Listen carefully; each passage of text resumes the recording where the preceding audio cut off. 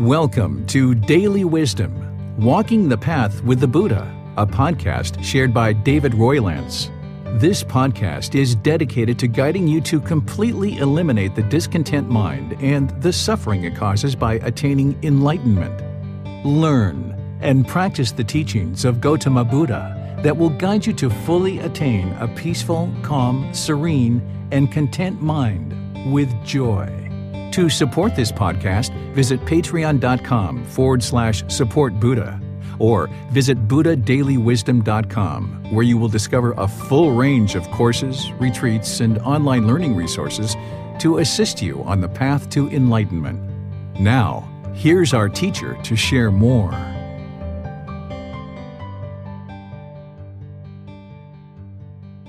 Sawadee Kap. Hello and welcome to Daily Wisdom, Walking the Path with the Buddha.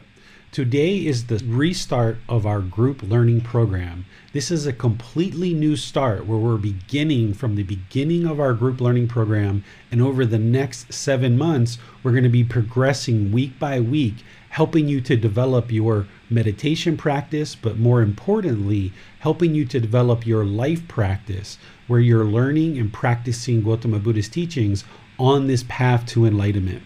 As we progress, we're going to be having classes, there's books, there's audiobooks, videos, podcasts, quizzes, all different ways for you to learn and grow and understand this path to enlightenment and start bringing these teachings into your life in a way that you can independently determine the truth and get to this enlightened mental state where the mind is peaceful, calm, serene, and content with joy permanently. And in order to do that, meditation is a very important part of that practice. So to start us off in our group learning program, I thought we would just get started with meditation and just do a short meditation session before we actually start talking about the program itself and how it actually works and how we're going to actually progress over the next 7 months. So I would like to welcome you. I'm really pleased that you're here and look forward to sharing the teachings of Gotama Buddha with you as we progress on this path to enlightenment. But let's get started with meditation, and then afterwards we'll go into exploring the content of the program and helping you to understand how things will progress over the next 7 months. So to get you started, go ahead and take a position, probably seated. This is the best way to get started with a meditation practice, is most likely in the seated position. If you'd like to sit on the floor, you can do that with your legs crossed. Not too tight though, because you don't want to inhibit circulation around your legs. Place some pillows or cushions maybe under your rear to get your rear up in the air. This lessens the angle between your hips and your knees and your ankles, taking some of the tension off those joints and allowing the circulation in the lower body to flow. Your upper body should be nice and erect, and it should be nice and straight with the muscles engaged. You can do this on the floor, or you can do it in a chair like I'm sitting here today. So if the floor isn't comfortable for you, you can sit in a chair, which means your feet are probably either flat on the floor or crossed at the ankles.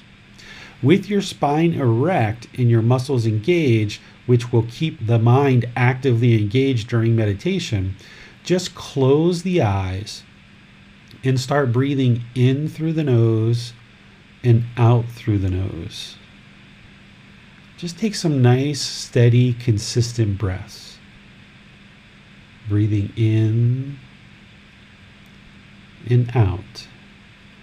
We're not doing anything specific here yet. We're just breathing.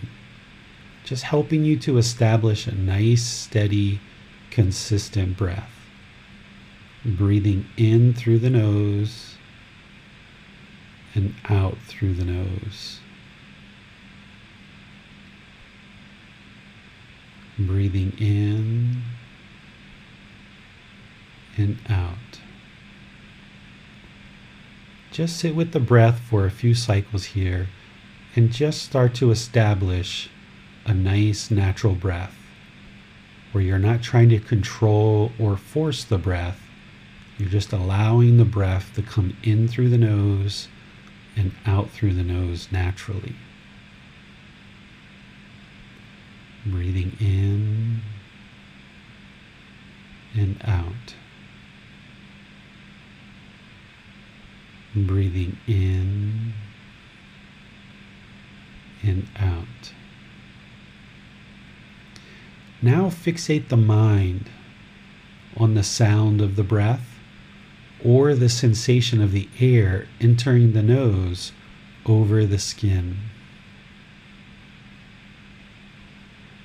This sound of the breath or the sensation of the air entering the nose is the present moment.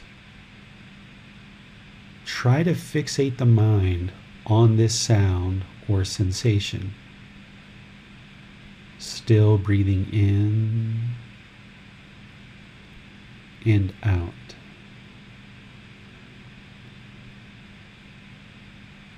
Breathing in and out.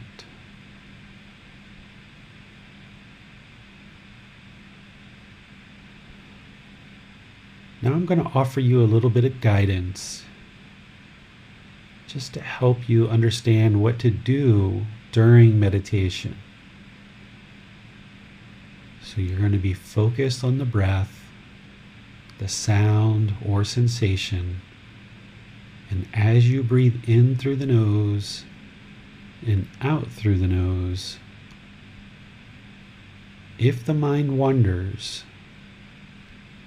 or as I should say, when the mind wanders, just let those thoughts go, cut them off, and bring the mind back to the breath.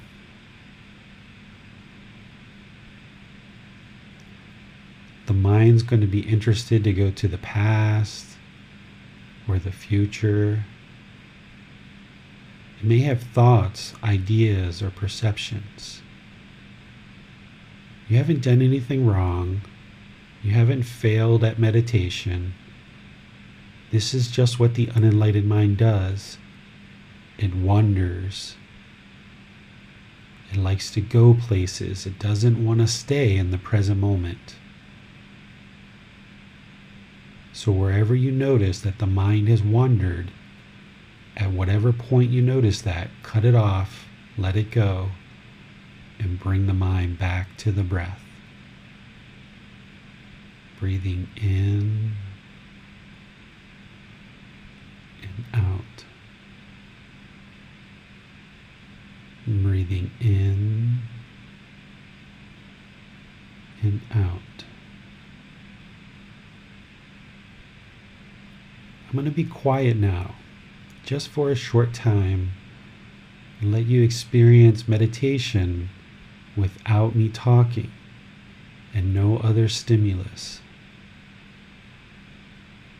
You have nowhere to go. There's nothing to do. No one needs you right now. Just focus on the breath.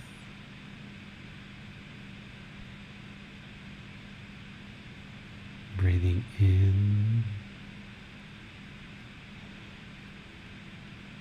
and out. Breathing in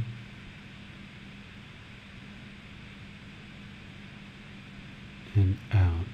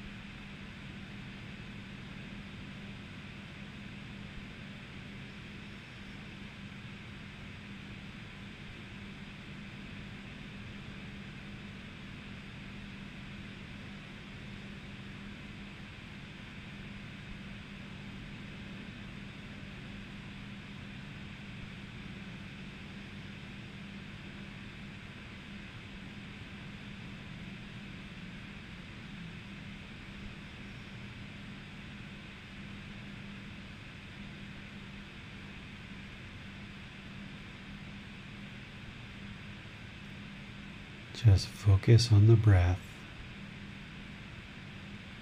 As the mind wanders, just cut it off, let it go, and bring the mind back to the breath, the present moment. Breathing in and out.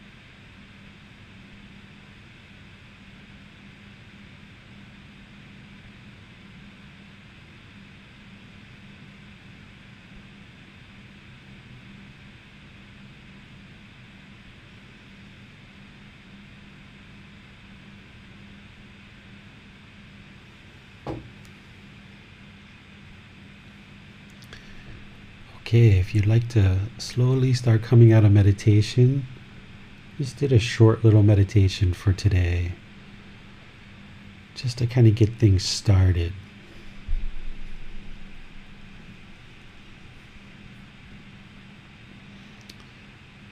All right, so this is our first class of the restart of our group learning program. And we have people logged in from all over the world, either in our Zoom virtual classroom, live streaming to Facebook, YouTube, Twitch, and Periscope. We're also recording this for our podcast. So all of these classes, if you're participating, you'll be able to actively ask questions and submit those as we go. Or if for some reason you miss a class, you can watch the content either Facebook, YouTube, or the podcast if you like. And it's still going to be on Twitch and Periscope as well. And of course, you're always welcome to ask questions in class or outside of class, which is what we're going to go through now and help you understand how this program unfolds. And typically after meditation, there's going to be a student discussion period where you can ask questions about how your meditation went and how to improve it and various things that you're learning. But for today, we're going to just go right into helping you understand how the group learning program is laid out and how it progresses.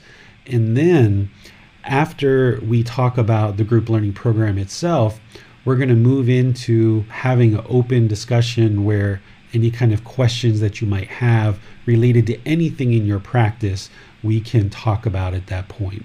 But as we go here, I'm going to just introduce you to the program itself, and at different times we'll take questions of what you have questions based on what it is that I'm discussing. And the way that you can ask questions is you can either submit those in the comment section of Facebook, YouTube, or in the Zoom virtual classroom, you can just type out your question, and one of our moderators, either James or Manal, will see that and make sure your question gets asked during class. If you're in Zoom, you can electronically raise your hand and ask your question or any follow-up questions directly. So those are all the different ways that you can ask questions during the class. So let's talk about what is the group learning program. The group learning program is a live, interactive, online classes to learn the teachings of Gotama Buddha. This is predominantly hosted in Zoom, which we have many people there, and also live streamed out through Facebook, YouTube, Twitch, and Periscope, as well as being captured on our podcast. On Sundays and Wednesdays at 9 p.m. Thai time, this is the time that we host the class, and it's live. And if you can attend then, that's wonderful, because you have the opportunity to interact with other students as well as ask questions live during the class. On Sundays, we're going to be studying a chapter from this book, Developing a Life Practice, The Path That Leads to Nibbana. You can download this book for free. Anywhere that you're watching this, there should be a link that you can download this book for free and get an accessible copy. If you'd like a printed copy, you can either take the PDF file into your local printer and print it, or if you'd like to get a nice bound book like this, it's also available on Amazon.com, and you can get it from there bound like a normal book. So on Sundays, we're going to be covering a specific chapter in the book. And we're going to start with chapter 1 about 1 month from now on Sunday. But before we get to that point, we've got some other classes that are going to help build you up and lay a foundation for what the entire program's all about. So that's what we're going to be doing in February. Is each Sunday we're going to be discussing a topic related to this path to enlightenment. So over the next 4 Sundays, it'll kind of give you a preview of what the entire 6-month, 7-month program is all about. So each Sunday, whether you're live or you're listening afterwards in one of the other venues, then you'll be able to see what this whole path to enlightenment is in basically a 4-week period of time. And then from there, we'll pick up on chapter 1, 2, 3, and continuing through the book. Each class, I will let you know what we're going to be doing in the next class. So if you'd like to prepare ahead of time by reading or something like this, you'll be able to do that. So on Sundays, that's when we have our main discussion and question and answer period throughout each week as we progress. On Wednesdays, we do meditation and Pali chanting instruction. The meditation that we're going to learn in this program is breathing mindfulness meditation and loving kindness meditation. These are the 2 primary meditations taught by Gotama Buddha in order to address the 2 primary problems in the mind. There's a total of 3 problems that the Buddha discovered in the mind in terms of craving, anger, and what we call ignorance or unknowing of true reality. And these 2 forms of meditation address 2 of those major problems. And then the third class that we do, in addition to breathing mindfulness meditation, loving kindness meditation, every 3rd Wednesday, we focus on Buddhist chanting. If you would like to learn Buddhist chanting, it's a way to kind of ease the mind into meditation and get more benefit out of the meditation itself. On the first Wednesday where we teach Pali chanting, I will help you understand all the various benefits of what chanting's all about. It's not mystical, magical kind of chanting. It's actually useful to train the mind. So we'll be discussing that on the very first Wednesday where we discuss chanting. So what we do on the Wednesdays is we rotate. We have one Wednesday where we do breathing mindfulness meditation. The next Wednesday is loving kindness meditation. And then the third Wednesday is the Pali chanting.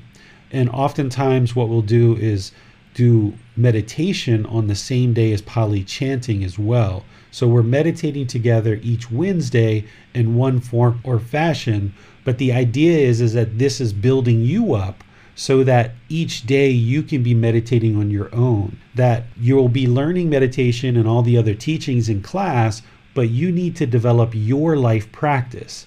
That's why this book is called Developing a Life Practice, because you need to develop a life practice where you're consistently meditating over a longer and longer period of time. Gotama Buddha meditated 3 times a day, but you might start with just once or twice, or some people actually will start with doing 3 times a day if you're able to do that, and kind of slowly, gradually ramp up your practice more and more and more. And we'll talk about how to do that, and you'll get a chance to ask all kinds of questions as we progress in the program. There's a Facebook group called Daily Wisdom, Walking the Path with the Buddha, where every day I'm posting certain posts from the Buddhist teachings, primarily from this book. So you'll see each day that there's a certain section of this chapter from the week's chapter that we're covering. You'll see that chapter being shared over the course of 7 days. That each day I kind of chop out a little section of the chapter and I share that online. And you can ask questions right there in the Facebook group if you like, in terms of asking it right on the post that I make, or you can make your own post. If it's about a topic unrelated to anything else, you might just have your own type of question that you might want to post in there, and then I'll answer that in there for you. In this Facebook group, the members aren't teaching each other. A lot of the Buddhism groups across Facebook, they're kind of like free form and open, where everybody kind of shares and talks and collaborates on different things, sharing what they know about the Buddhist teachings. And there's lots of groups like that if you would like to participate in those kind of groups. But the way that this particular group is set up is it's set up for students to seek guidance. And the only thing that members or students are doing in there is asking questions. They're not trying to teach you or teach each other, because it gets very confusing if there's so many people trying to share their perspective on the teachings. So it's a place where you can come and learn. It's essentially an online learning center, and it's kind of like home base for all the different activities that we're doing and all the classes and resources that I share in the world.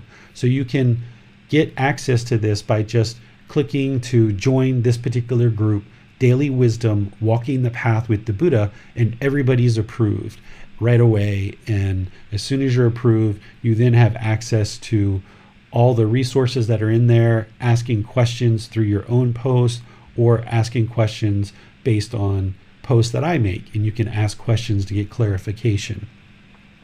There's a video library in YouTube where in there you'll see some short videos on each individual chapter. I think I've got about maybe 10 of the chapters in there in just a 10 or 15 minute video. But then there's 2 complete playlists of this group learning program from a year ago and 6 months ago, where this is the 3rd time that I've taught this program online. And each time that I teach it, it gets live streamed to Facebook and YouTube, and it gets saved there.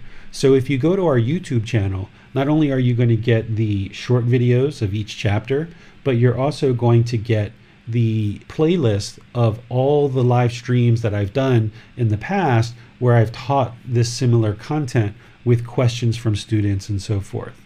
There's also a podcast which has the same content as the YouTube channel, except it's edited audio. It's purely audio, where I've gone in and made sure that the audio is really clean. So the YouTube channel is really great if you're looking for the visual aids and having the teaching there. If you're not as interested in the visual aids, but you would like really clean audio, the podcast is a good place to go for that. And they can maybe serve different purposes depending on where you are in the world. You might be able to listen to a podcast, but not a YouTube video. Or you may be interested to sit down and actually see a video, and that's what you'll have available to you in the video library. And both of these are named exactly the same way as the Facebook group, which is Daily Wisdom, Walking the Path with the Buddha. So you can find our YouTube channel or our podcast in either of those ways, or look at the links, and anywhere that you see any content from us, we've got the links to both of these resources. There's also the audiobook. This same book, Developing a Life Practice, The Path That Leads to Nibbana, there's actually an audiobook that I recorded in a professional studio here in Chiang Mai. You can get that on the YouTube channel, which has the actual book in video form, which kind of displays as I'm reading the chapter to you. And on the podcast, it's also there, just the pure audio. And you can hear the audiobook from there, where I'm reading the chapter all the way through. So the audiobook is available for you as well, because there's a lot of research that shows if you're reading something and listening at the same time, your retention and comprehension is a lot better.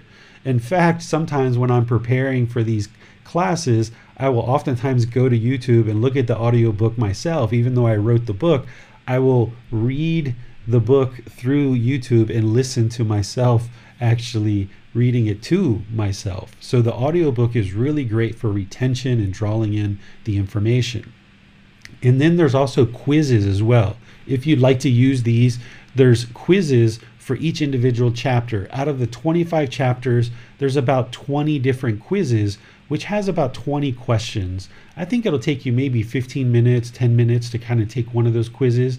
And I even put a couple of jokes in there as well along the way to make it fun and interesting. But these quizzes, the score isn't looked at by me. It's not something that's accessible to everyone else. It will email you and tell you what your score is and help you to see any questions that you got incorrect. But the idea behind the quizzes is that it helps you to confirm your learning. Because it's one thing to go through a program where you're reading, you're watching videos, you're participating in an online class, you're listening to the audiobook, but it's a whole nother thing to actually take some quizzes and kind of have you leave that week of learning with, okay, I feel like I got that. Yeah. And you kind of feel confirmed in your understanding. So the quizzes will do that for you. Not only will they hopefully entertain you a little bit along the way, but they'll also confirm your understanding and help you feel more confident about what you understand.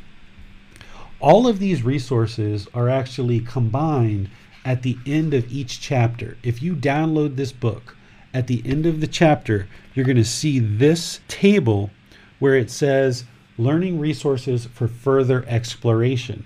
So you can read the chapter, but then at the end, you can either click on the links for the audiobook, and there it has the YouTube links as well as the podcast link for the audiobook. It has links to the videos in YouTube and the previous classes and live streams that I've done. And it has links to the podcast as well as the quizzes. So everything's integrated into the book at the end of each chapter. So it's kind of like an interactive book where you can read it and then you can click on the links to explore other resources to take in the teachings along the way. So that's what you can use the book for. And then there's ongoing support.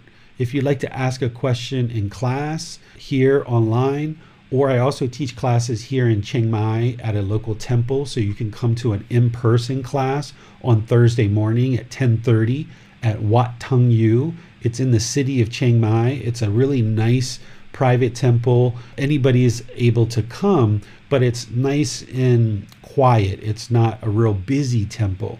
So if you'd like to come on Thursdays at 10:30 a.m., I'll be teaching there and you can ask questions in person. You can ask questions in the Facebook group. You can private message me through private chat if you'd like. You can even schedule an appointment with me in order to have a personal guidance where you and I meet together in Zoom, just you and I, or if there's some other app that works better for you besides Zoom, but mostly I use Zoom, where you can come together with just me and we can talk for, however long you like. Usually the appointments are about an hour, and I can help you along to confirm anything that you're looking to confirm your understanding on, or if you have specific questions that you feel like you'd rather ask privately, or certain things you would like to understand in a personal discussion, you can do that through scheduling using this link. Calendly, it's calendly.com/David-Roylance.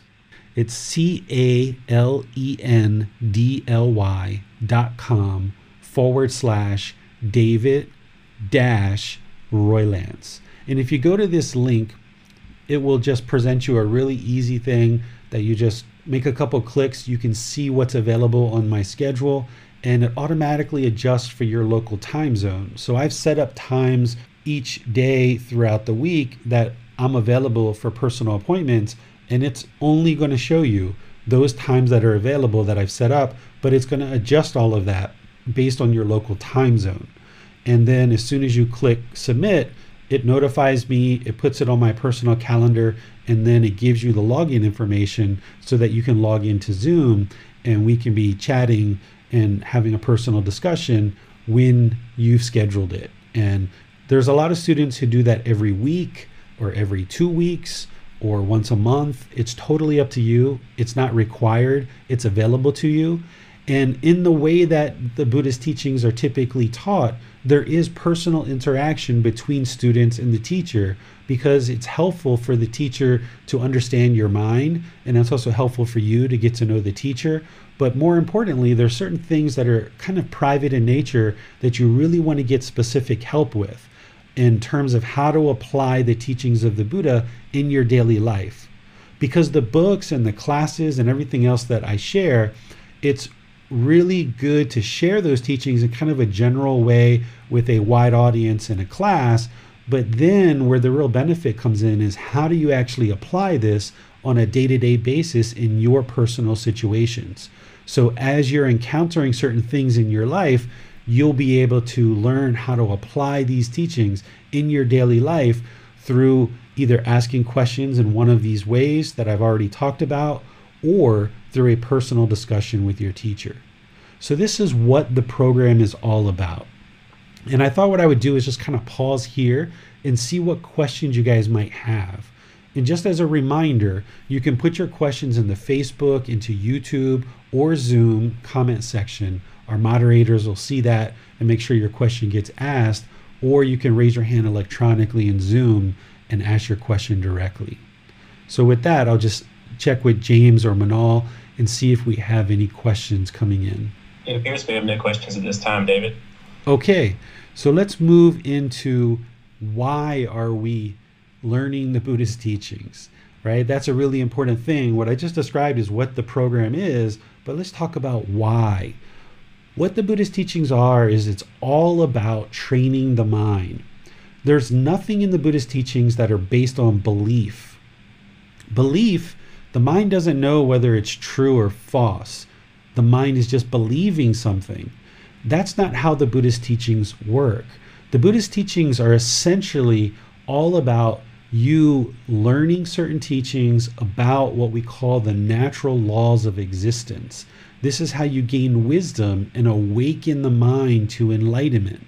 The only way that you gain this wisdom is by you not believing what it is that I'm teaching, and not believing what it is that the Buddha taught, but instead you listen, you understand, and you reflect on that, and then you independently discover the truth through practicing the teachings.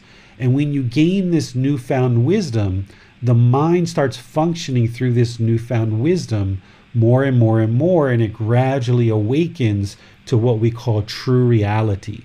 So where other types of traditions, there might be a lot of things to believe, and if you believe all of those things, then something good happens to you once you die.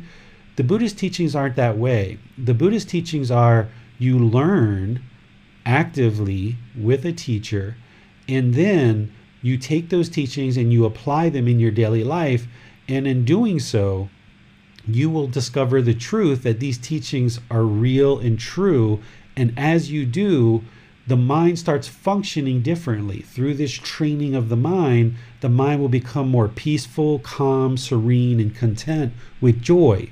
So things that used to once make you very angry or frustrated or sad or loneliness or boredom or any of these other discontent feelings, over the course of time of training your mind, that will diminish and diminish and diminish to the point where certain things will happen that once happened in the past and you became very angry at. Now those same things will start happening, but the mind won't be angry. The mind will be peaceful. The mind will be calm, serene, and content with joy. And that's how you know the teachings are working. So rather than believe a bunch of things and hope that you figured it out by the time you died and something good will happen to you, you actually get to see the results right now. That as you train the mind through the Buddhist teachings, that the condition of the mind gradually improves every day, every week, every month. You'll see this gradual progression as you get going. And I'll help you see how to discover these truths as I teach. I won't just be broadcasting information to you. I'll actually be teaching 5 or 10 minutes, and then I'm going to ask you some questions in order to kind of help you reflect on that. Not that you have to give me an answer in class, but just to help you reflect on the things that I'm teaching you so that you can see the truth and these light bulbs will start going off for you. And where all this leads to is the elimination of discontent feelings, because the enlightened mind that is completely enlightened will be peaceful, calm, serene, and content with joy permanently. You'll eradicate all the defilements or all the pollution in the mind that's causing it these discontent feelings. The main thing that's causing all of this mind to experience all of this is that the mind doesn't understand what it doesn't understand. There's all of these various natural laws of existence that the Buddha awakened to and understood, and that can be independently proven. You can prove it for yourself independent of your teacher. And once you awaken and you discover this wisdom on your own, and you now become familiar with these natural laws of existence, your mind will start functioning in the world very differently than it does right now. And that's how the mind gradually awakens, that it gains this wisdom and it starts functioning differently. But this takes time. It's a gradual process, and I'm here to support you, encourage you, and motivate you along this path as we progress. As the mind becomes more awakened, more enlightened, then you'll experience not only a more peaceful mind, but also a more peaceful life. You will notice that you won't have all of these struggles and these battles and these complications going on in life, because your mind will have the wisdom of how to deal with day-to-day activities that are happening in your life. So your life becomes very peaceful, because everything that you experience in life is experienced through the mind.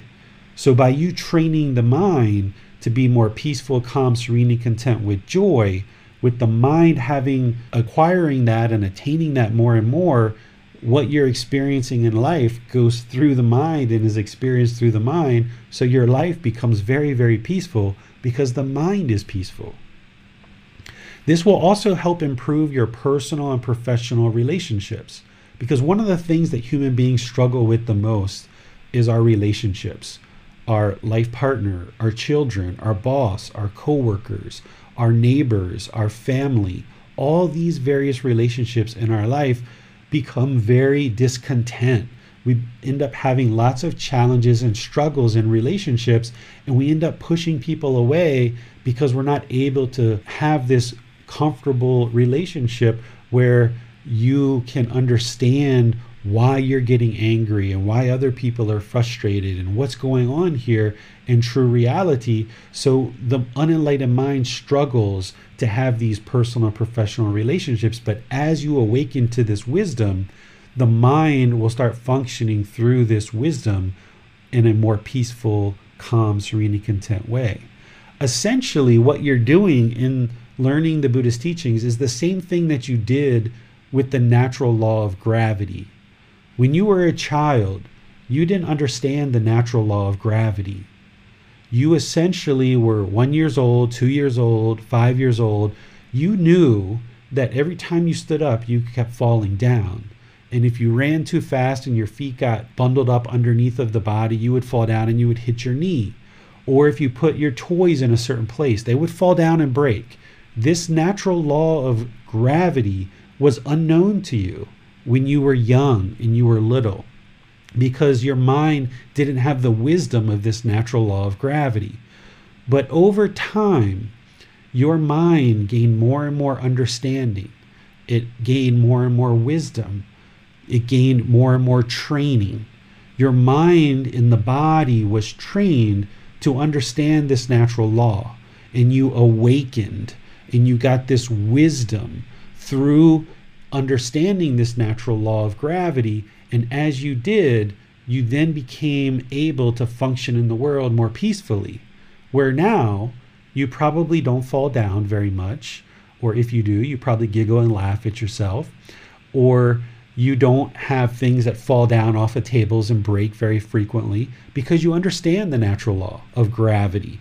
And when you were a child, you had to stick around adults and learn all of these natural laws because they were your teachers to help you understand certain things in life.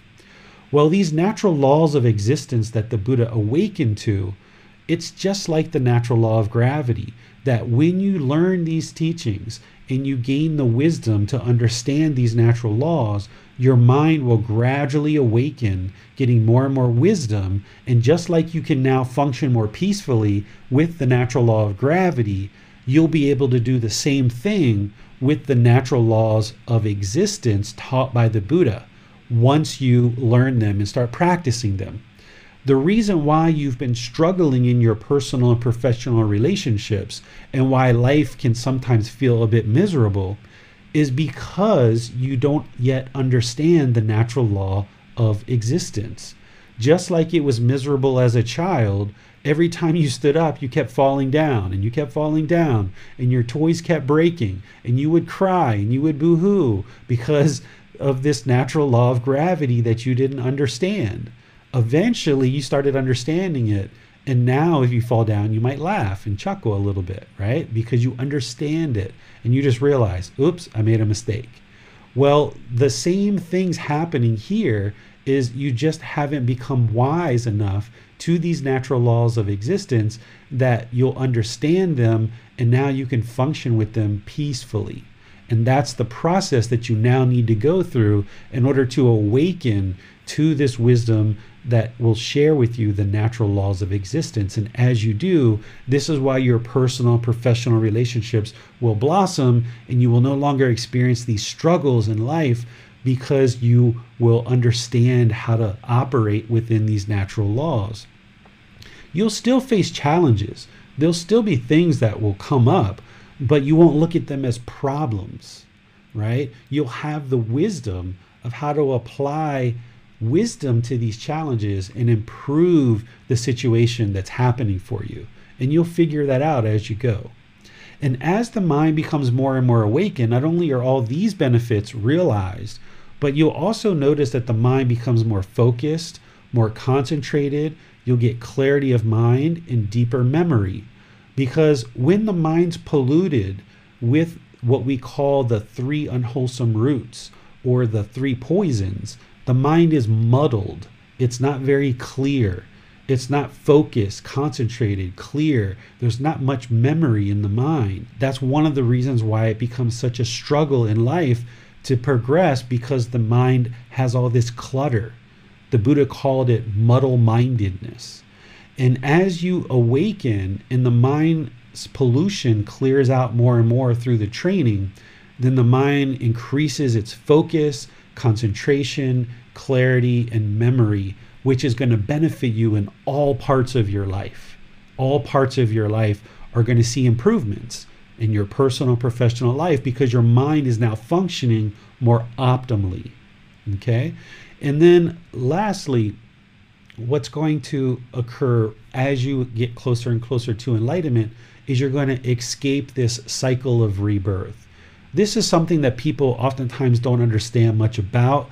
It's not something I'm going to go into a lot of detail here, but the problem that we're all experiencing is that we keep being reborn over and over and over again.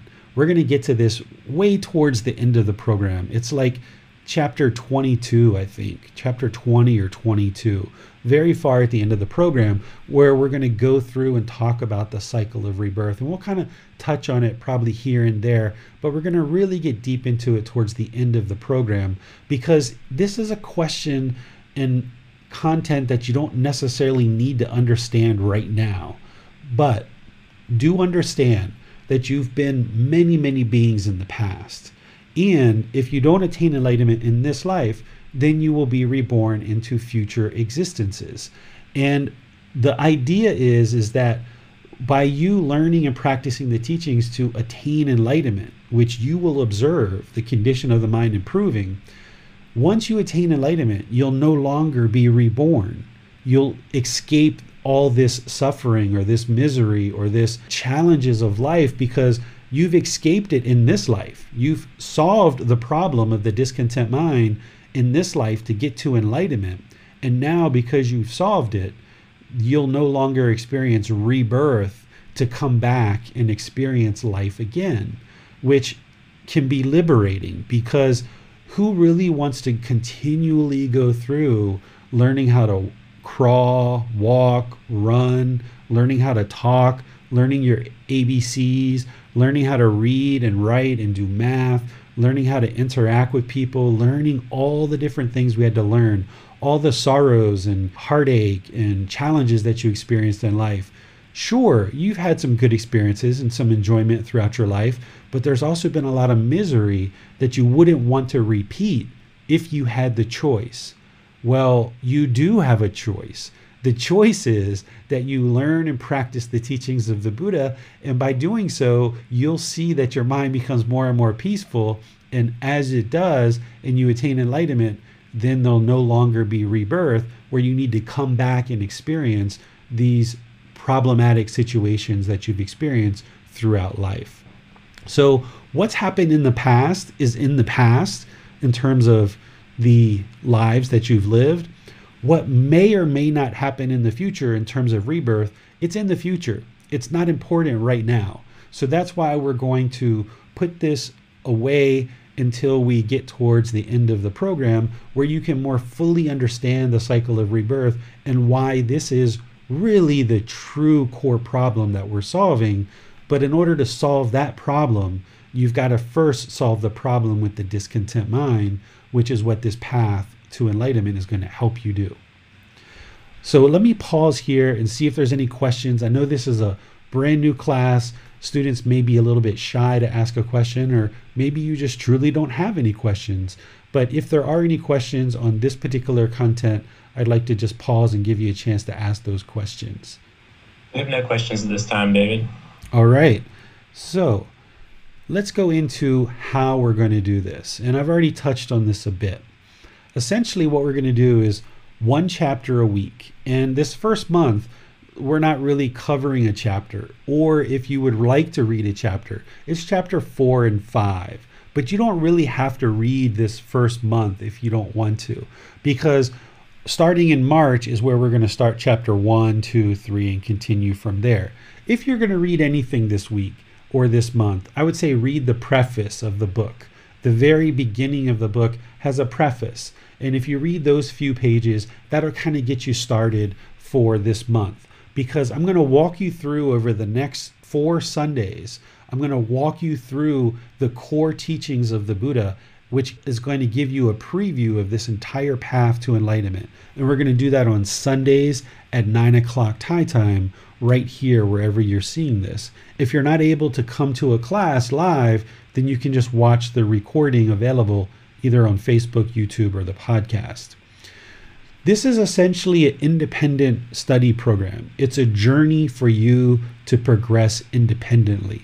I'm here to provide guidance. I'm here to provide support, encouragement, motivation. I'm here to provide the content of the class and help you learn and progress.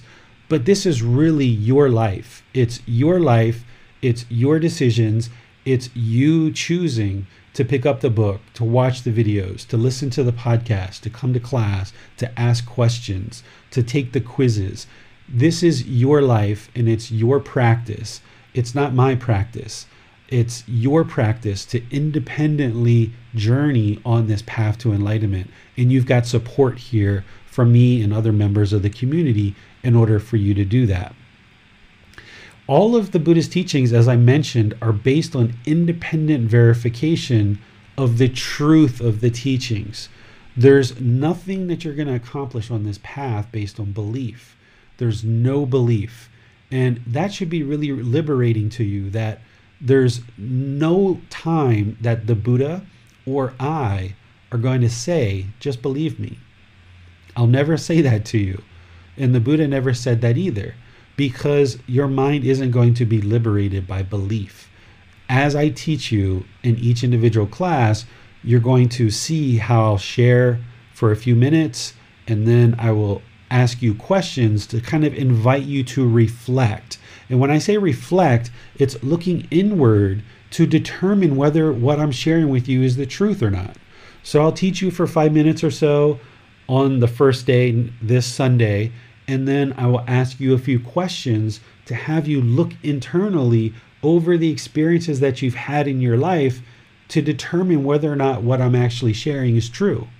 And through that reflecting in class and outside of class, you'll be able to determine the truth for yourself, that if what I'm saying is true or not. Is it true or is it false? You'll be able to determine it for yourself. Because if it's truth, if it's pure truth, if it's the natural laws of existence, then this truth exists whether you're here in Chiang Mai, Thailand, or you're somewhere else in the world.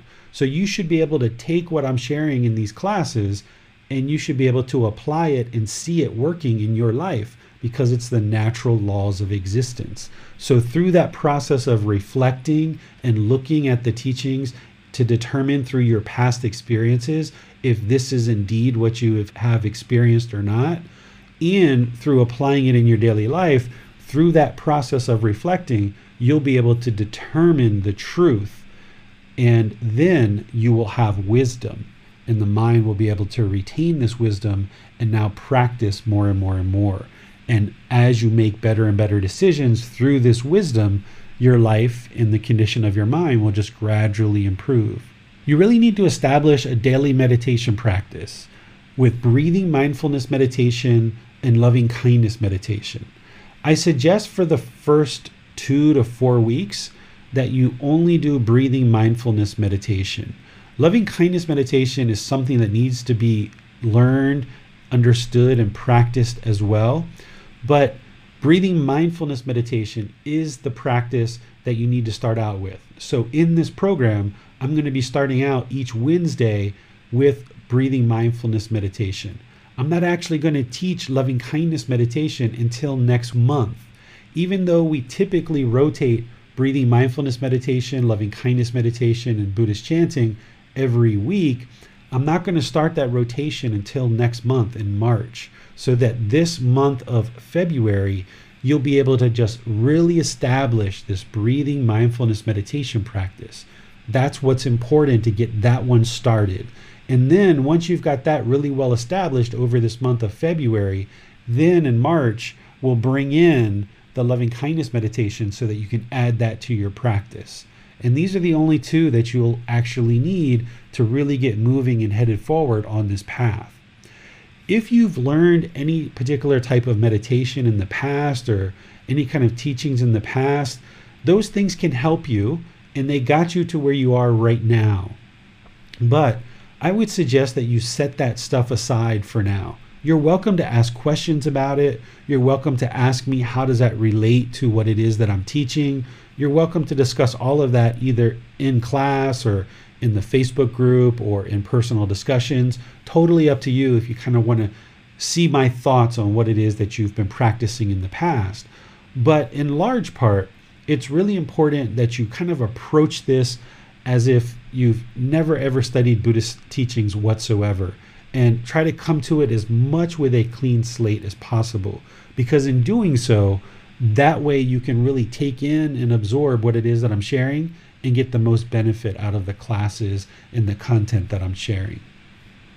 So this is how we're actually going to progress throughout the program, and you're going to need to progress as this independent study where you're coming to classes to get information, but you're really implementing it in your daily life on a day-to-day basis. This program is offered completely free and available to everyone and anybody. There's no cost. There's never a time where I'm going to ask for a payment. There's no kind of anything like that. Everything that's being shared is shared openly and freely with everyone. But in order to kind of set your mind to kind of approach this in a proper way, what I would suggest you do is almost kind of consider that this program did cost you money. consider it to be a 6-month program, even though it's 7 months. Consider it to be a 6-month program that costs you almost $10,000. Now, that's a lot of money, $9,999. Just imagine for a moment that you've worked for however long. For some people, that can be almost 10, 20 years worth of income, to be able to build up that amount of money to pay for a program. Again, everything I offer is completely offered openly and freely at no cost.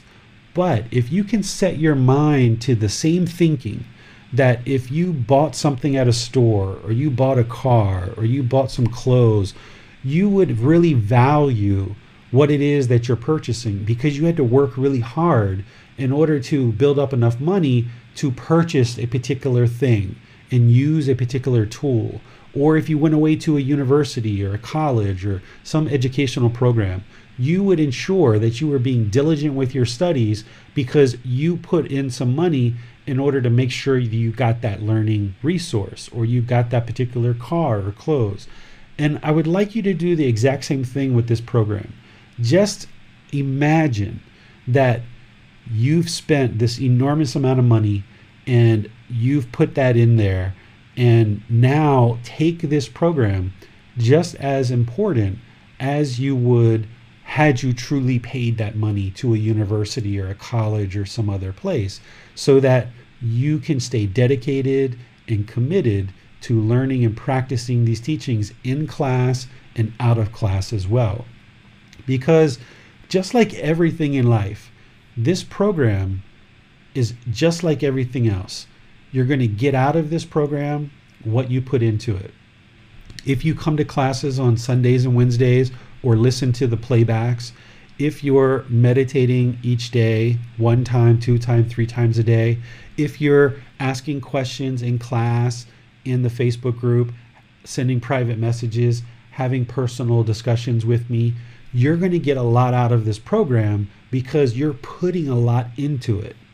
But if you're just going to sit back and be complacent and just kind of see what happens, you're not going to get the same amount of benefit out of learning and progressing on this path as if you roll up the sleeves and you dive in and really sink your teeth into the book, the audiobook, the podcast, the quizzes, the online classes, the personal guidance, all the other things that you have available to you to really ensure that you're gaining the wisdom that you need in order to liberate the mind. So consider yourself having paid this enormous amount of money, and now it's time for you to get your value out of this learning resource. So engage to learn and grow. Engage with the resources, engage with me, engage in the online community, and you'll see that the more you do so, the condition of the mind is just going to gradually improve more and more and more. So this is everything that I had to share with you guys today in terms of what I had prepared to discuss. So I'd like to open up to any questions that you might have about the program, about how we progress, about meditation, about how to get started, anything that's on your mind in terms of how you might consider to move forward in this program, because that's really important in order to help you get moving ahead in this program. Hi, David. I was wondering if you have any recommendations for one who is just starting out on a meditation as far as how often they may want to meditate during a particular day. If somebody's never ever meditated ever in their life, they can start out with either once, twice, or 3 times a day, whatever they feel comfortable with, whatever they can choose to make time for. When you meditate, you don't need to time your meditation. This is a very common thing that people will actually time their meditation. But what you're going to notice there is the mind's going to keep wanting and craving and desiring and longing for knowing, is it time yet? Is it time yet? Has it been 15 minutes? Has it been 20 minutes? Has it been 30 minutes? Well, the whole goal of breathing mindfulness meditation is to let go, so that the mind doesn't have this longing. And you're going to understand why on Sunday. We're going to talk about this. So if you set an alarm and the mind's sitting there all the way through meditation, just wondering what time it is and is it time to finish yet, then the mind's actually doing exactly what you're trying to train it not to do. So I suggest that you just meditate either morning, midday, or evening, or all of these times. Morning is really great before the phone starts ringing, maybe even before you eat breakfast with the empty stomach, that before your day really gets going, it kind of sets up your day for a really nice day. The evening works out really nice because things have quieted down. There's not as many people around. The phone stops ringing. Once again, the stomach's empty, which really helps with meditation. So if you meditate then, again, without timing it, in the evening, it really helps to ease the mind into bed so that you can actually have a really good night's sleep. And if you do these as 2 anchor points, where morning and evening, you're meditating each day, you're going to see that your life in the condition of the mind is just going to gradually improve.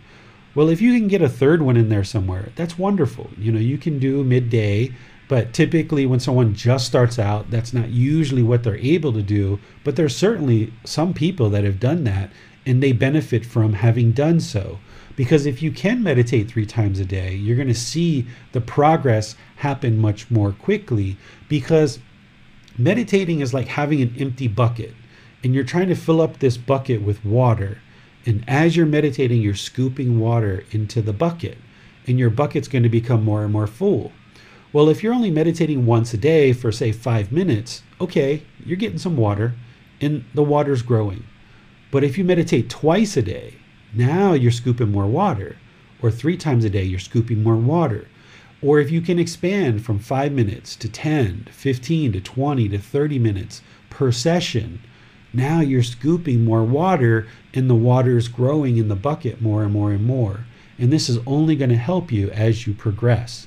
So no need to kind of compare your meditation to somebody else's meditation. No reason to compare one session to the next. Maybe you got 5 minutes one time, you got 20 minutes another. You shouldn't even need to time, don't even time your meditation. Maybe one day you sit down, your meditation, the mind's really, really busy and active. Another day, maybe it's pretty calm and pretty settled. This is impermanence. We're going to talk about this on Sunday, how there's no constant, steady, fixed state. So don't expect that you're going to be able to get the same amount of time for each meditation session. And don't expect that each meditation session is going to produce the same results. One meditation session, your mind's going to be really busy. Another one is going to be more calm. And that's noticeable. That's understandable. That's just how all of this works, because of impermanence. So don't judge your meditation session. Don't put pressure on yourself.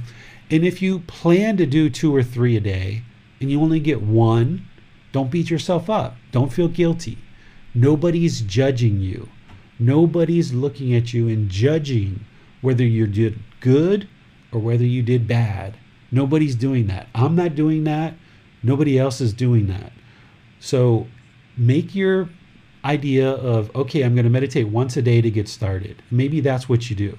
And you just do it once a day for a week or 2. And maybe you start out with 5 or 10 minutes. And then as you go, you expand that to 15 or 20 minutes once a day. And then that's going well for a while. And then maybe you say, all right, well, I'm going to ramp up to twice a day. And now, even though you've been doing once a day for a couple of weeks, you ramp up to twice a day. And maybe some days you get twice a day, some day it's only 1, some day it's twice, some day it's only 1. This is normal. Again, no need to beat yourself up, no need to feel guilty or shameful. You haven't done anything wrong. This is just the impermanent nature of all things. That some days you're going to meditate once, some days you're going to meditate twice, some days you're going to meditate 3 times. Some days you may even totally forget as you're building up your practice. You might totally forget to meditate on a particular day. And you might be laying in bed, or the next morning you wake up and you're like, whoa, I totally forgot to meditate yesterday. No big deal. Okay? You're ramping up your practice. It's going to take you time to kind of build that consistency in your practice where you're meditating each day for once, twice, or 3 times, and you're expanding it more and more and more, getting closer and closer to 30 minutes or longer.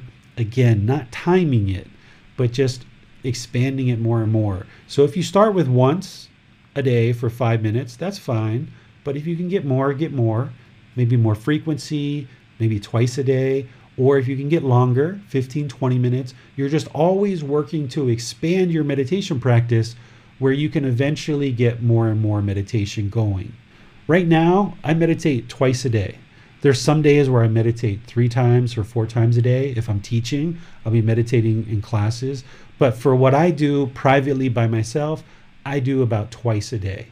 But there's certainly been times where I've done either once a day for a little period of time, and there's certainly been times where I did 5 or 6 times for myself outside of teaching, that I just felt like I was interested in having, 3, 4, 5 meditations in that particular day.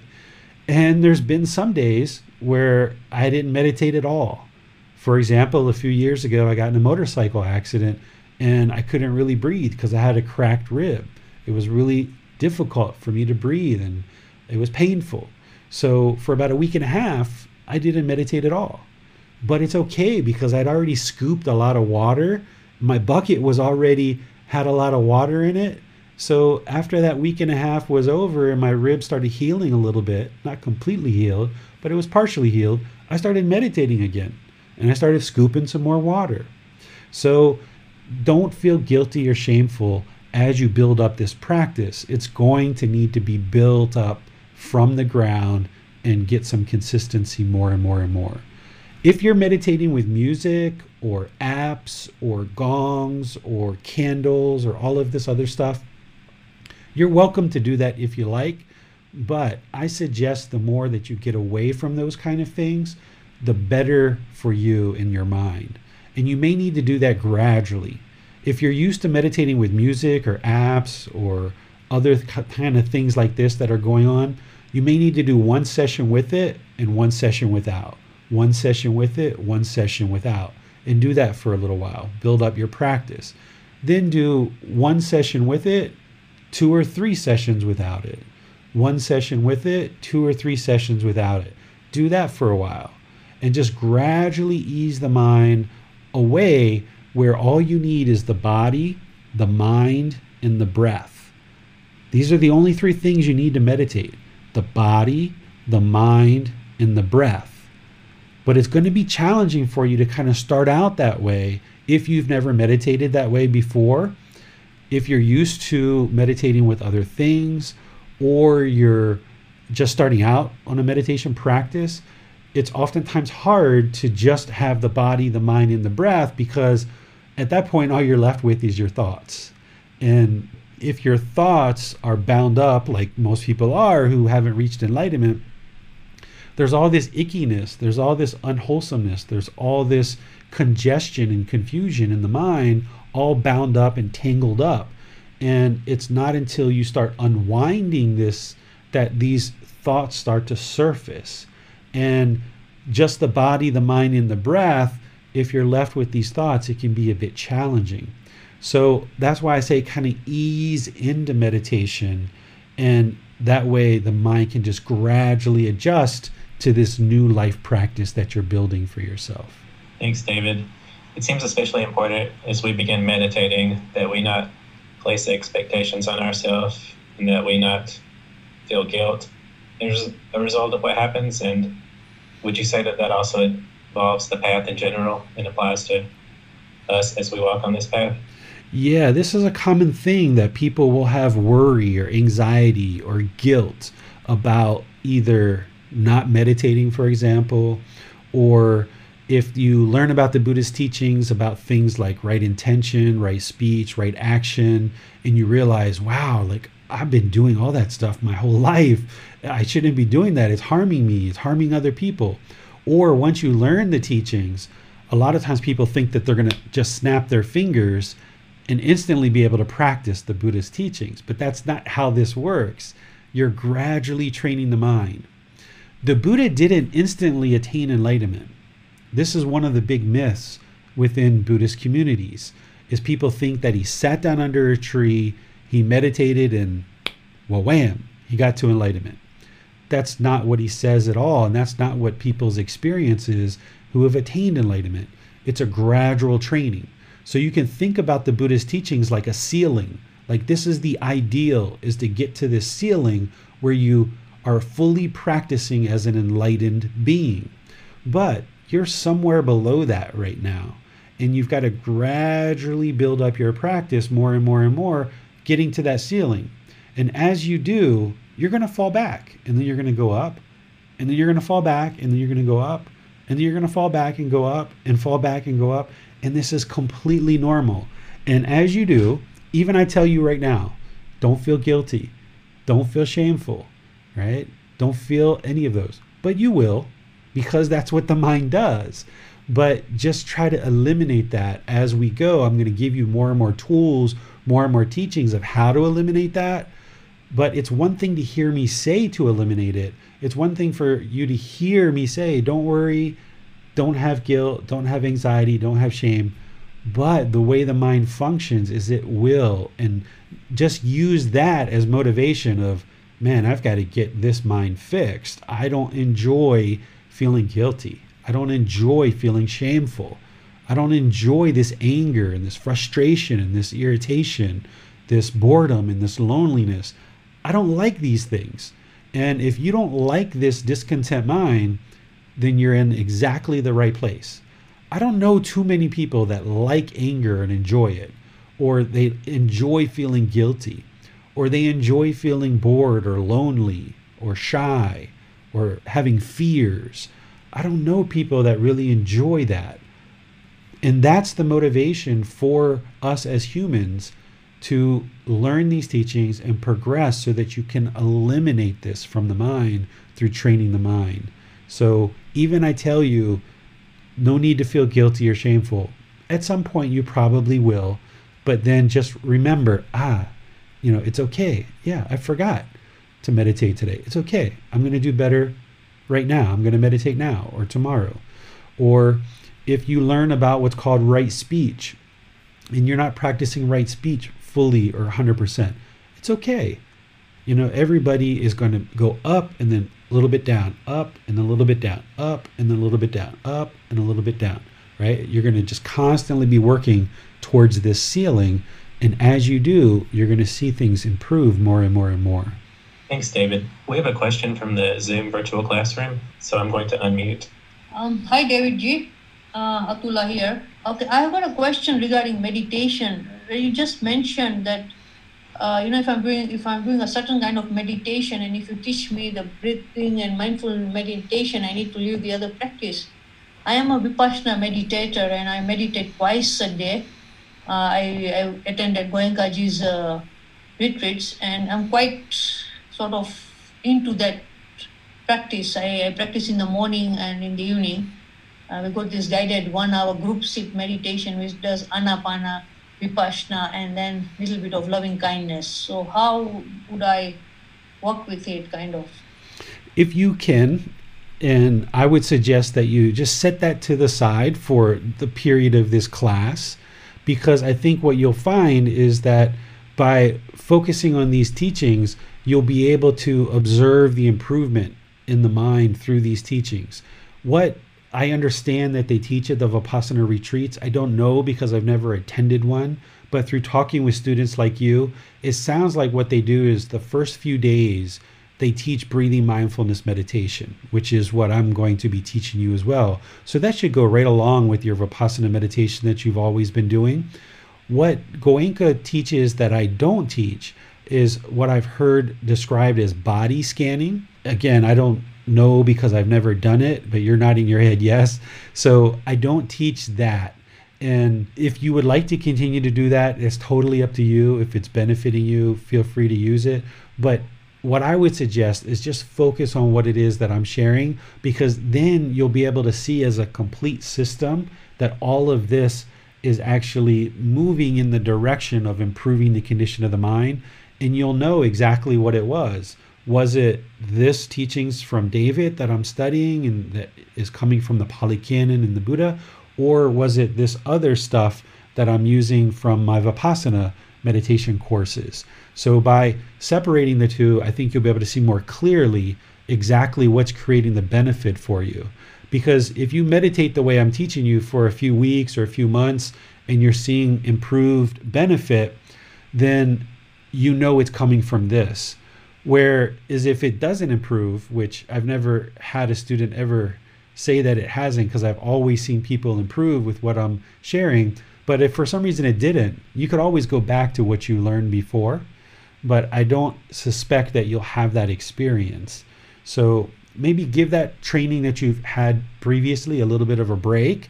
And this way, it'll help you to also eliminate any attachment that you might have to Vipassana. Because some people can be attached to a particular meditation style or a particular teacher.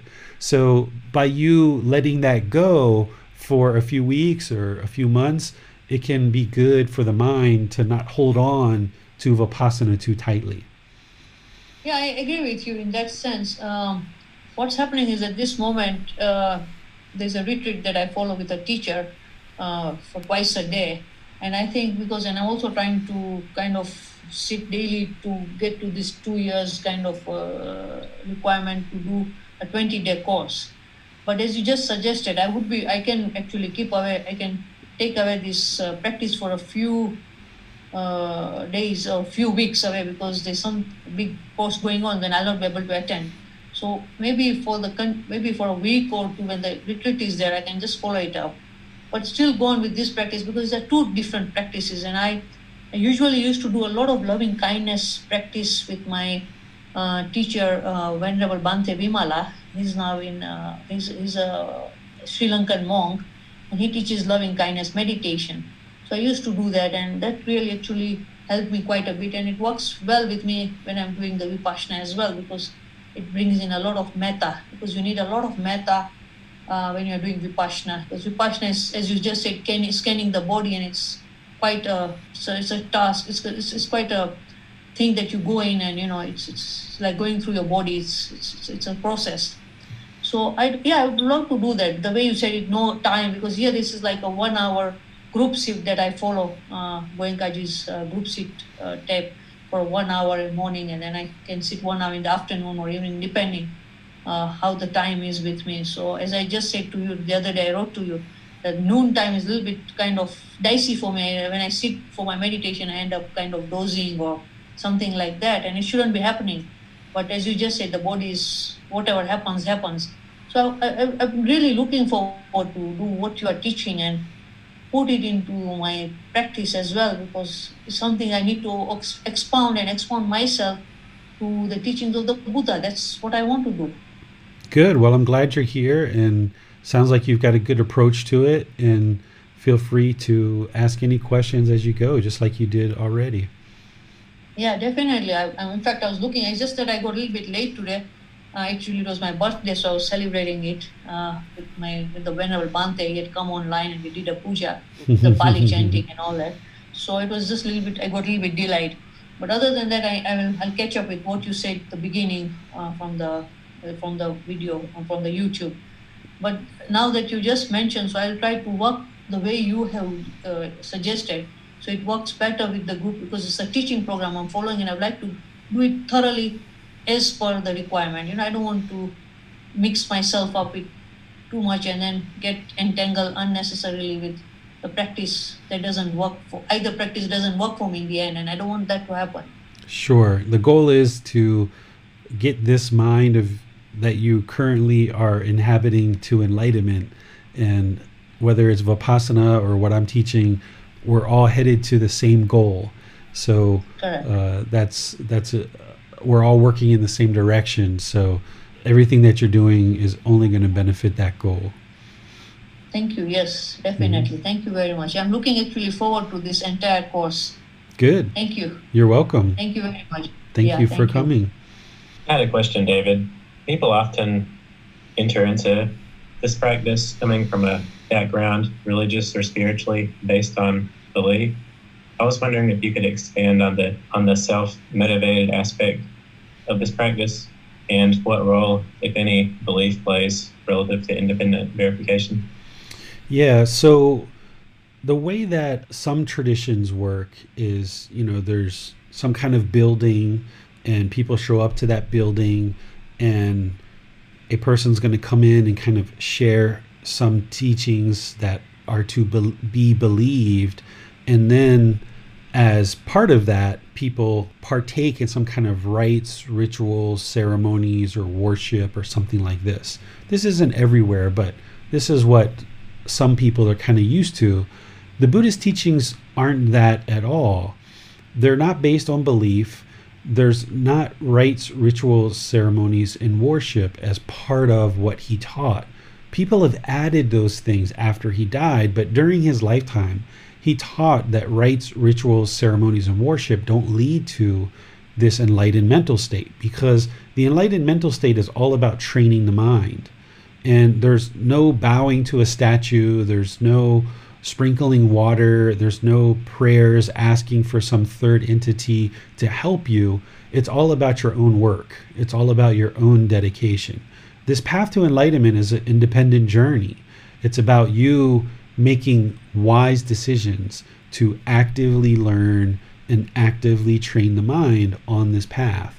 And it's only through your own efforts, your own dedication, your own application of effort that you're going to be able to progress, because there's nothing I can do to give you enlightenment or force you to attain enlightenment.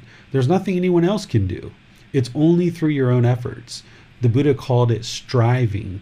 You need to strive. You need to pursue enlightenment, but not as a yearning or a longing or I've got to have it right now kind of thing, because that's not going to produce the kind of results you are interested in. But you also don't want to be over here where you're complacent and lazy and having dullness, where you're not applying time, effort, energy, and resources to the goal.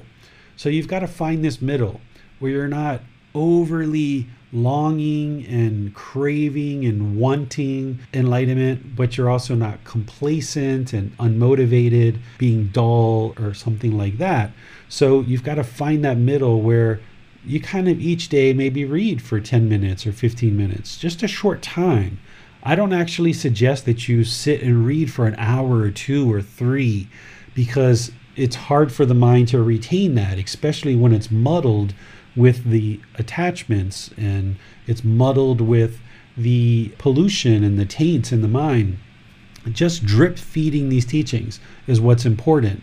These talks that I do are normally about 2 hours long, sometimes shorter, sometimes a little bit longer, but you're reading during the week, maybe just 10 or 15 minutes a day is really all you need, just to put it into the mind and then practice and see that it's true. And then same thing with your meditation. I don't suggest these 2, 3, 4, 8-hour meditation periods. The mind needs meditation, but the goal is to have consistent, dedicated meditation over a long period of time.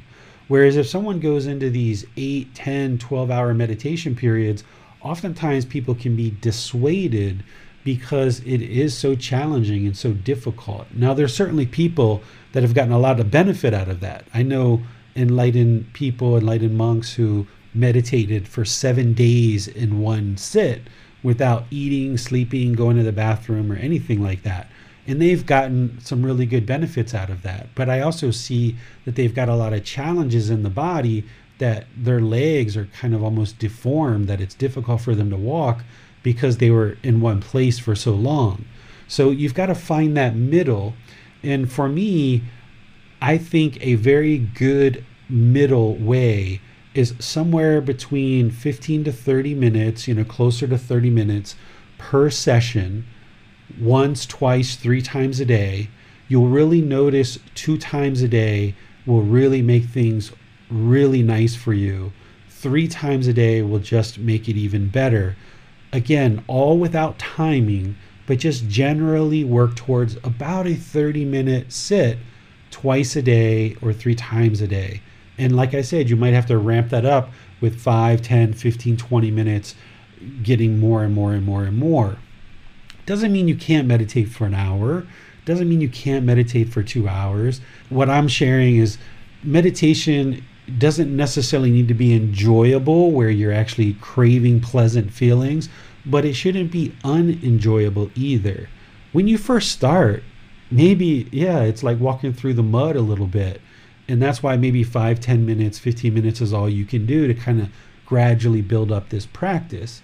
But more and more, as you start seeing the benefits and you start seeing the mind become more clear, focused, concentrated, more memory, you start seeing your feelings of anger go down to frustration, to irritation, to annoyance, to, that actually didn't have any effect at all. My mind's still peaceful. When you start seeing these benefits, it's almost like rolling a snowball, that the momentum, you start being more interested to meditate. It's no longer a chore to meditate. You've kind of broken through that complacency and that wall that before kind of inhibited you or hindered you from progressing on this path, where once you start seeing enough accumulated benefits, then you kind of know you're on the right path and you have more and more of a propensity to continue to do it. That's why the first month I'm only going to teach breathing mindfulness meditation, because I'd like you to get really solid with that before we move in the loving kindness meditation and start adding that into your practice, because I would like to kind of get this snowball moving, get the momentum of this practice underway so that you can start experiencing that. So all of these decisions are independent decisions. There's never a time where I'm going to say, did you meditate today? Right? I'm not going to do that in class. I might do it privately if we're talking and you're kind of discussing about a lot of problems that are going on. I might mention, like, how's your meditation practice going? Just kind of checking in with you to see how it's going for you. But it's all personal decisions. It's only your personal decisions that's going to improve the condition of the mind. Nobody can force you to do this. And even if I could, I wouldn't, because I'm not interested in forcing anyone to do anything. So it's all independent decisions, independent journey. And this is where you'll see the truth. Because if you've ever been involved in rites, rituals, ceremonies, and worship, there's nothing at the end of that that proves to you what you just did actually worked. Right? If somebody sprinkles some water on you, how do you know that it worked? If you bow down to a statue and somebody tells you that something good's going to happen for you, you don't necessarily know that's going to work. But when you're learning teachings based on the truth, and you can independently see that truth for yourself, and you get wisdom, and it improves the condition of the mind, and then somebody teaches you some meditation, how to train the mind, and you do this over a few days, few weeks, few months, and you see the condition of the mind improving, this is how you know you're learning the truth. Because the teachings that someone's sharing with you are leading to better and better results. It's not just based on belief, but you can see at real time that the condition of the mind's improving. But you're never going to get to that if you just believe. You're never going to get to that if you don't take the time, effort, energy, and resources to apply to actively learning and actively training the mind on this path.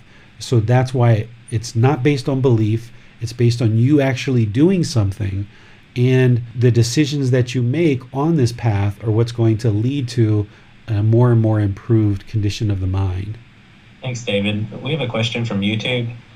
Leetta asks, I have found that when I meditate with low, soft music in the background, I seem to reach a different level than without. Can this become a crutch?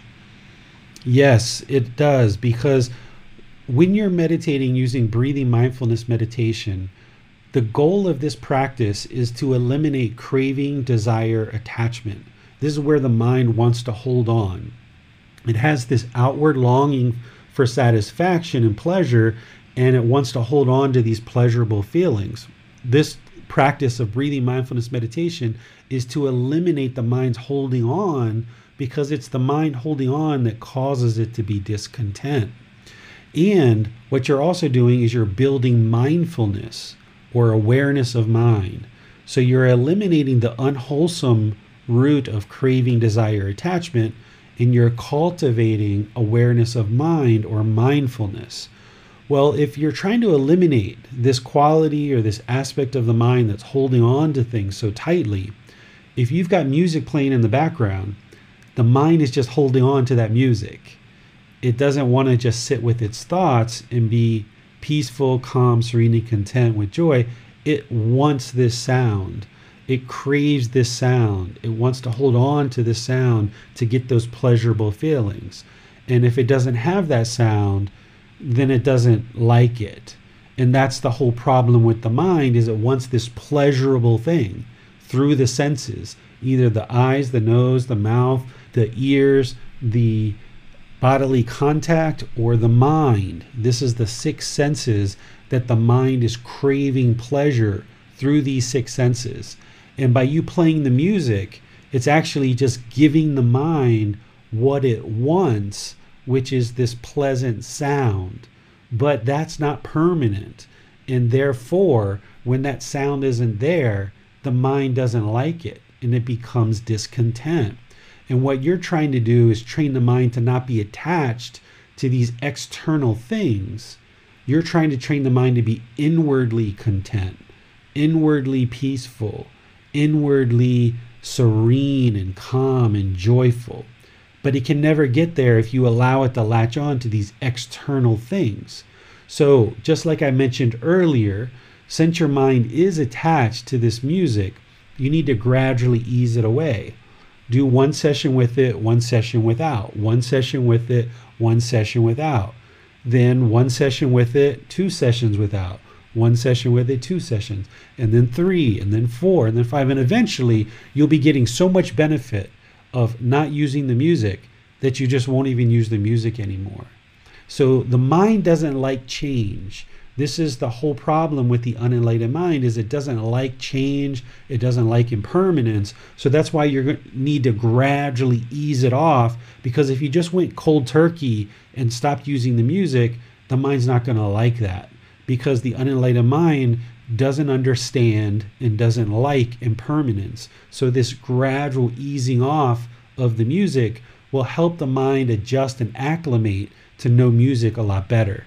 And when you do this, this is eliminating a craving, desire, attachment. You're going to be able to apply the same methodology to all the craving, desire, attachment that's in the mind right now. There's many constant craving, desire, attachments in the unenlightened mind, and you're going to have to gradually ease the mind off of all of these. Some of them you can stop right away, but there's some that are more firmly rooted that you're going to need to ease the mind away from. So if you apply this methodology to the music in your meditation and you see how it works and you see the benefit that it brings to the mind, now you've got more wisdom and you've got the truth that you can see how this is working. And now you can apply the same methodology to if you were smoking or using drugs or alcohol or any number of different attachments that you're going to need to kind of slowly, gradually let go of. Because what a craving, desire, attachment is the mind's longing for something with a strong eagerness. It wants something. And in this situation, the mind wants the music. And when it doesn't have it, it's discontent. It's causing its own discontentedness. And you've got to train it to no longer have that longing with a strong eagerness. Someday in the future, maybe you decide to have music outside of meditation. That's up to you. But during your meditation, it should be an active, dedicated, purposeful training session where you're either working to eliminate certain qualities or cultivate certain qualities. But holding on to the music is actually not training the mind in the direction that you really need it to go in. Thanks, David. Those are all the questions we have for today. All right. Well, I would like to thank you all for joining. It's very wonderful to see all of you that are interested to learn and practice the Buddhist teachings. As you learn and progress on this path, there's many things that you're going to discover. There's going to be many joys. There's going to be many wonderful experiences. There's also going to be a lot of challenges, a lot of things that you're going to encounter that are difficult because the mind doesn't want to let go. The mind wants to hold on to all this stuff. But gradually over time, as you start seeing the benefits after a few days, a few weeks, and a few months, and you start seeing more and more benefits coming to the condition of the mind, what you're going to come to appreciate and realize is that you've made one of the very best decisions in your life that you could ever make, which is train your mind to be peaceful, calm, serene, and content with joy permanently. This means you're never going to experience anger, frustration, irritation, guilt, shame, fears, boredom, loneliness, shyness, resentment, jealousy. All of these discontent feelings can be eliminated because you're actively training the mind to do so. But it's only through your own time, effort, energy, and resources that that's going to happen, your own decisions. So you will look back on the days where you once used to experience anger as, thank goodness I learned Gotama Buddha's teachings, I applied them in my life, because wow, look at how this whole world has opened up to me. This is what we say when we say you're walking from the darkness into the light. Because when you walk to the light, to enlightenment, the whole world becomes brighter and it becomes more enjoyable. It becomes more smooth. So if you're struggling and having challenges in life now, honestly, this is as bad as it gets. If you've made it this far in life, this is as bad as it gets. As you learn and practice and improve the condition of the mind and the condition of your life, things only get better. But you got to go through some learning and practicing to build up your practice to get there. So thank you for the time and effort, the dedication that you're going to put into learning and practicing these teachings, because the more that we do that individually, then we're going to be improving our life. We're going to be improving the life of the people around us and all of humanity. Because people oftentimes want to rush out and help others. But how could you ever help anyone else if you haven't helped yourself first? It's not selfish to help yourself. You've got to help yourself first. You've got to improve the condition of your own mind. And then by you doing that, it's going to help those close to you, and it helps all of humanity because you're not harming people in the world through your conduct. So thank you very much for joining. I appreciate all your time and effort. If there's anything I can do, feel free to reach out and connect with me in the Facebook group, private message, a personal appointment, or questions in class. Until next Sunday, which is going to be our very first talk, 9 o'clock Thai time, I wish you a very wonderful rest of today. Have a wonderful next few days, and I'll see you on Sundays and Wednesdays at 9 o'clock Thai time. We'll see you then. Sawadee krap. Thank you for listening to this podcast. To provide support for this podcast, visit patreon.com/support Buddha. To access more teachings, visit buddhadailywisdom.com. There, you will discover a full range of courses, retreats, and online resources to assist you on the path to enlightenment. Remember to establish a daily, consistent meditation practice, along with learning and practicing these teachings. A well-developed meditation practice is the foundation in which to train the mind to attain enlightenment.